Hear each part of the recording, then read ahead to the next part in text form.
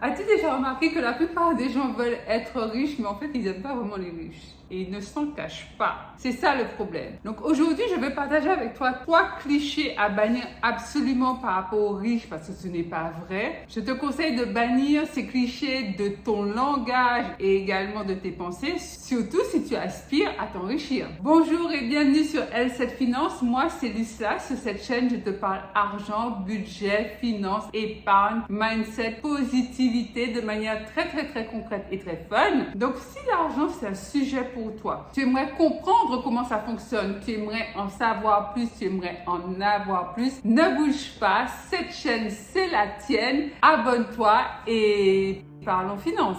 Je le disais tout à l'heure en intro, c'est que souvent il y a trop de clichés qui sont véhiculés sur les riches par des personnes qui elles-mêmes aspirent à devenir riches. Jouent au loto, le matin lorsqu'elles se lèvent, la première chose à laquelle elles pensent, mais comment faire du fric, regardent sans cesse leur compte en banque, disent sans cesse qu'elles n'ont pas d'argent, bref, et pourtant critiquent quand même les riches. C'est un peu contre-intuitif, c'est contradictoire et c'est vraiment à bannir parce que dans la vie, on ne peut pas attirer à soi ce que l'on rejette, ce que l'on dénigre et ce que l'on n'estime pas. Entrons tout de suite dans le vif du sujet. On va se parler. Toi et moi aujourd'hui, on va se parler. Donc tu me diras en commentaire, honnêtement, franchement, nous sommes entre nous. On se parle dans le respect de l'un et de l'autre. Donc tu me diras si l'un des clichés, tu le véhicules, si tu y crois, si tu en parles, si tu considères que c'est vrai. Peut-être même les 3 clichés d'ailleurs. Premier cliché à bannir absolument,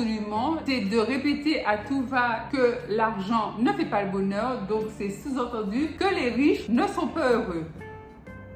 Mais qui a dit ça? Qui a dit que les riches n'étaient pas heureux? D'ailleurs, quel est le rapport entre l'argent et le bonheur? Cette personne qui a créé cet adage-là, l'argent ne fait pas le bonheur ou l'argent ne ferait pas le bonheur, quel est le rapport entre bonheur et argent? C'est comme si on me disait la pluie ne fait pas le bonheur. Ouais, et donc quel est le rapport? Manger à 19h ne fait pas le bonheur.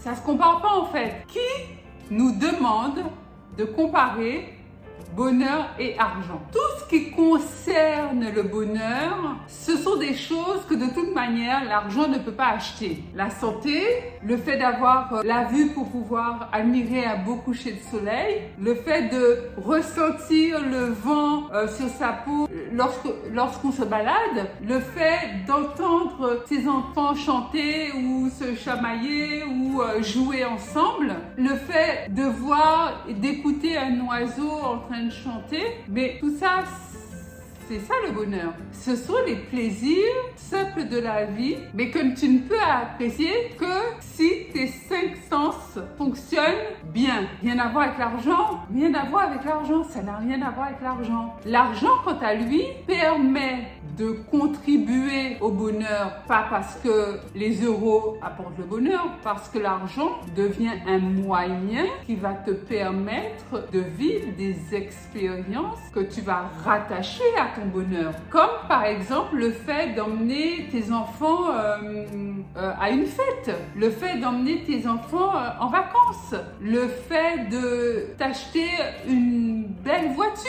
Tu te sentiras confortable, tu te sentiras bien, tu sentiras que tu t'es fait plaisir. C'est pas l'argent en soi qui te rend heureuse ou heureux, c'est pas la voiture en soi qui te rend heureuse ou heureux, parce que bon, après tout, ce n'est qu'un véhicule. C'est l'expérience que tu tires d'avoir utilisé ton argent dans tel ou tel domaine. Les gens mélangent tout, on compare ce qui n'est pas comparable et c'est ce qui fait dire aux gens que l'argent ne fait pas le bonheur, que l'argent c'est du diable. Non mais en 2023, j'entends ça encore, les amis. En 2023, j'entends ça encore.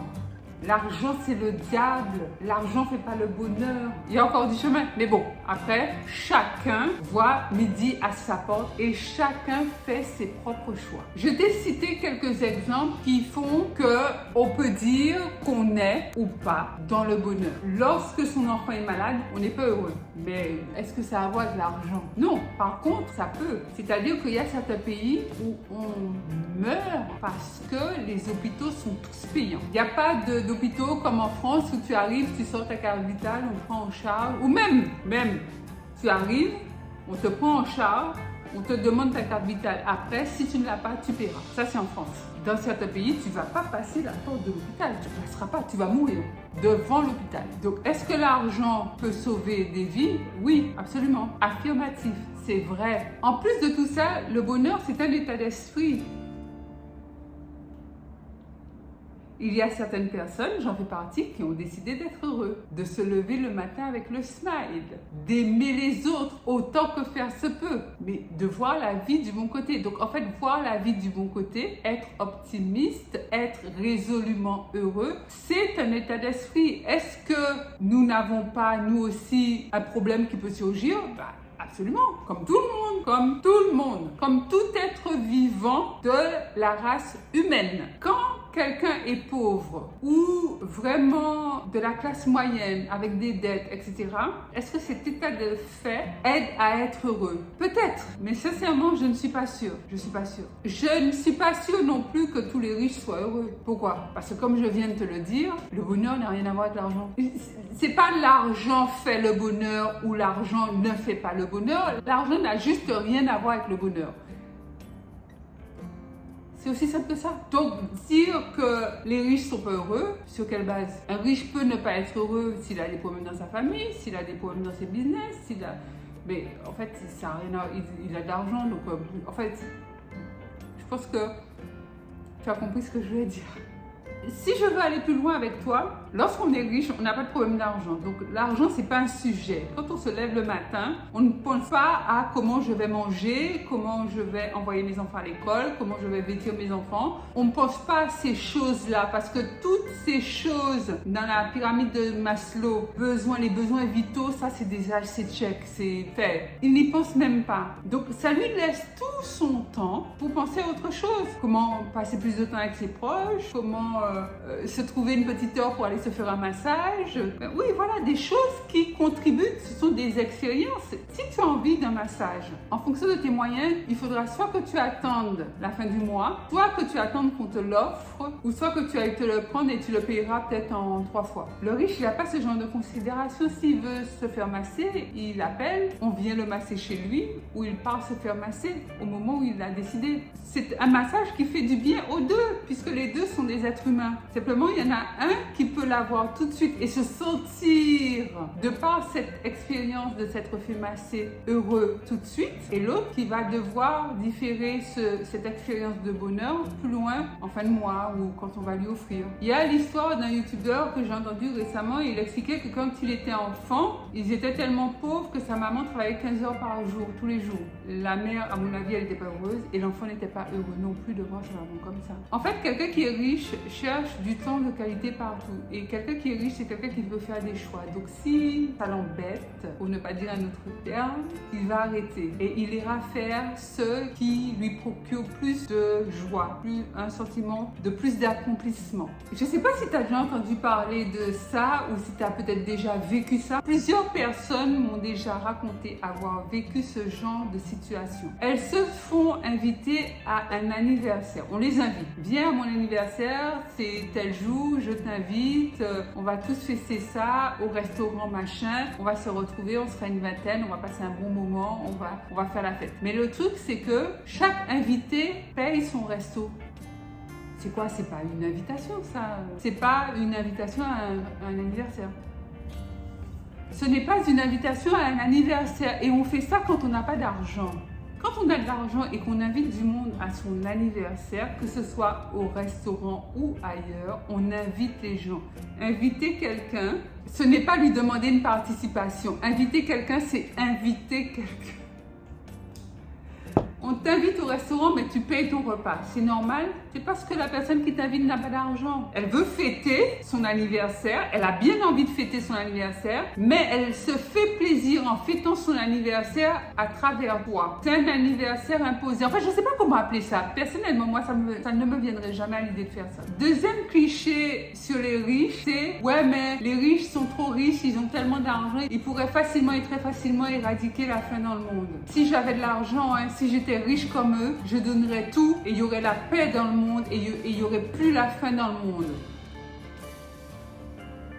Peut-être qu'il est temps de rétablir certaines vérités. Les plus grands donateurs dans le monde, les plus grands philanthropes de ce monde, ce ne sont pas les pauvres, parce que les pauvres ne peuvent pas donner. Ce sont des personnes riches, les plus grands philanthropes. Les grands galas caritatifs dont tu entends parler à Monaco, les levées de fonds qu'on fait à droite, à gauche, c'est dans un certain milieu, c'est auprès de personnes qui ont de l'argent. Ce n'est absolument pas auprès de personnes pauvres. Alors, il faut savoir que lorsqu'un riche est philanthrope, alors ça peut être par souci du prochain, de la pauvreté dans le monde, de faire du bien autour de lui. Ça peut être ça.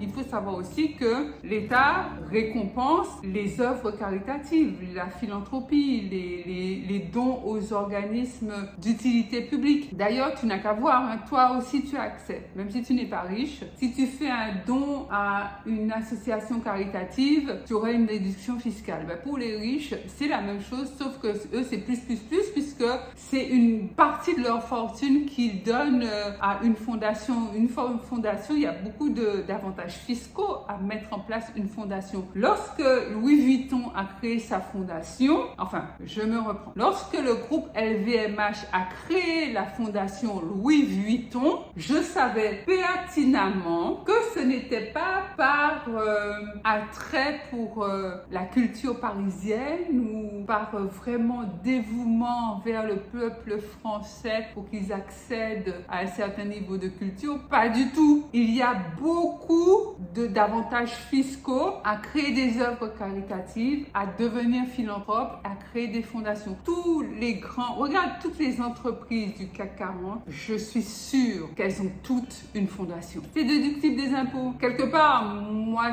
ça me gêne pas que ça soit déductible des impôts parce que quelque part ça contribue aussi au bien de la population. Au-delà de l'aspect réduction fiscale, je considère pour ma part que c'est une vraie leçon au monde. Pourquoi? Parce que depuis que le monde est monde, on dit il y a plus de bonheur à donner qu'à recevoir. Lorsque tu donnes, tu reçois. Il faut donner pour recevoir. C'est pas dit en vain, ça n'existe pas comme ça en vain. Et si on retrouve ces paroles-là dans la Bible, ce n'est pas non plus en vain, c'est que c'est vrai. Et donc, si c'est vrai, c'est que c'est une loi universelle, appliquer cette loi ne fait jamais défaut, appliquer cette loi ne manque jamais sa cible. Troisième cliché à propos des riches, c'est que les riches sont malhonnêtes ou occultes, ou les deux. Ok, alors, comme si c'était l'apanage des riches, c'est-à-dire que parmi la classe moyenne, les pauvres, il n'y a pas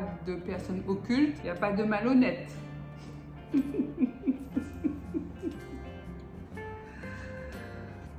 Non mais, il faut me dire. Je t'attends dans les commentaires, tu me diras. D'ailleurs, tu peux même mettre cette vidéo sur pause et dis-moi en commentaire ce que tu penses de ça. Mais pause, je t'attends. Il n'y a pas de pauvres malhonnêtes, il n'y a pas de pauvres occultistes. Non, ça n'existe pas. Alors moi, mon ami, plutôt que de chercher qui est occulte, pas occulte, qui est honnête, pas honnête, il y a une valeur qui ne ment jamais, c'est la valeur travail. Et la persévérance dans le travail. La persévérance jusqu'à l'atteinte de l'objectif, jusqu'à la réalisation pleine et satisfaisante de l'objectif. Si être occultiste rendrait les gens heureux, tous les occultistes de la planète entière seraient tous riches. Parce qu'ils commenceraient par eux-mêmes déjà, logiquement, normal. Le travail ne ment pas, mon ami, le travail ne ment pas. Je dis souvent que tu n'as pas besoin de beaucoup parler, ton travail parlera beaucoup à ta place. Et ton travail, les fruits de ton travail, les résultats de ton travail te conduiront assurément au succès. Qui sait travailler intelligemment? Qui sait travailler 3 heures alors qu'une autre personne mettra 3 jours? C'est une vraie question que je pose. Qui sait faire ça? Généralement, ce sont les personnes riches, parce que les personnes riches apprennent à travailler intelligemment et pas de manière acharnée. On charbonne, oui, mais on charbonne intelligemment. Concernant la malhonnêteté, je le concède. Oui, il y a des gens qui ont bâti leur fortune sur la malhonnêteté, sur le crime même. Mais est-ce que ça veut dire que tous les riches sont comme ça? Non, ce n'est pas vrai. Je vais te faire une petite confidence. Les âmes noires que j'ai eu l'occasion de voir au cours de ma vie, les personnes mauvaises là, qui parlent des autres, mais tu sens la haine et la méchanceté quand elles parlent des autres. C'était pas des gens riches que j'ai entendu parler comme ça. Non. C'était pas des gens riches. Et la jalousie, on en parle? Qui est plus jaloux, un riche ou un pauvre? De toute manière, il y a quelque chose de bien simple avec la jalousie. Quelqu'un qui est jaloux ne va jamais jalouser plus petit que lui. Il va envier quelqu'un qui a quelque chose ou une vie que lui n'a pas, ou elle n'a pas. Le riche va-t-il jalouser un pauvre? Soyons sérieux, soyons sérieux. Un riche peut-il jalouser un pauvre? Le riche peut peut-être jalouser une partie de la vie du pauvre. Peut-être qu'il considère que lui, il est trop... Je prends le cas d'une star du showbiz, va peut-être jalouser ou envier ce côté sérénité, le fait de pouvoir se balader incognito dans la rue, le fait de pouvoir faire ses courses à n'importe quelle heure, dans n'importe quel magasin, en ayant la paix. Le riche ou la personne célèbre va peut-être jalouser ça. Mais est-ce qu'une personne riche va jalouser la pauvreté? C'est pas... Faut qu'on arrête, à un moment donné. C'est l'inverse qui est vrai. Je me rappelle, à une certaine époque, j'avais une voiture décapotable. C'était le genre de voiture très très à la mode à l'époque. Le toit de la voiture était rigide et s'ouvrait comme ça. C'était tout un truc. En fait, j'aimais trop cette voiture d'ailleurs. Je me rappelle une fois, je arrivais quelque part, je descends de la voiture et j'entends un groupe de jeunes dire de manière délibérément à haute voix, on va dire. Pour que j'entende bien. Ouais, mais la voiture ne lui va pas.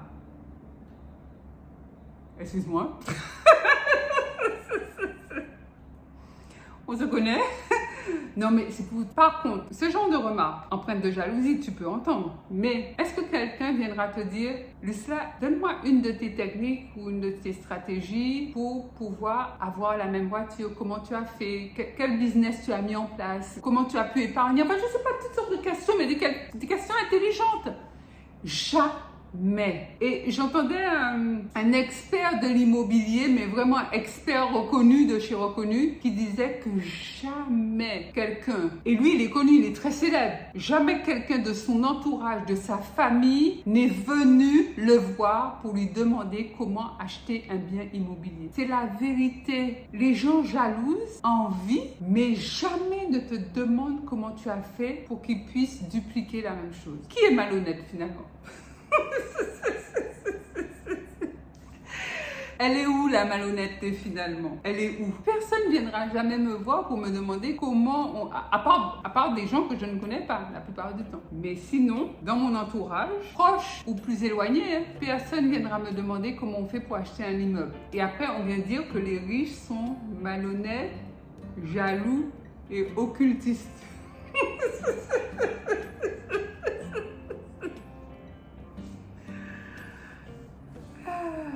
Bon, continuons la vidéo. Dénigrer, salir, c'est plus facile que de construire et bâtir. En réalité, la jalousie nuit son auteur. En fait, le secret, c'est que la jalousie ne nuit qu'à son auteur. Une seule personne, son auteur. Quelqu'un qui parle ou qui pense, mais au fond de lui, c'est de la jalousie, une seule victime.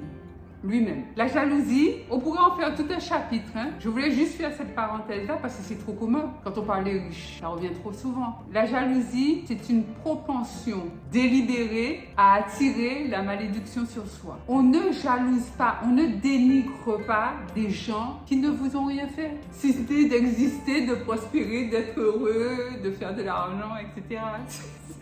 c'est pas un motif légitime. Non, non. La loi du karma, ou la loi de la réciprocité, ou la loi de ce que tu sèmes, c'est ce que tu récoltes, viendra bénir et défendre la victime de jalousie. La loi de qui sème le vent récolte la tempête s'applique aussi, hein.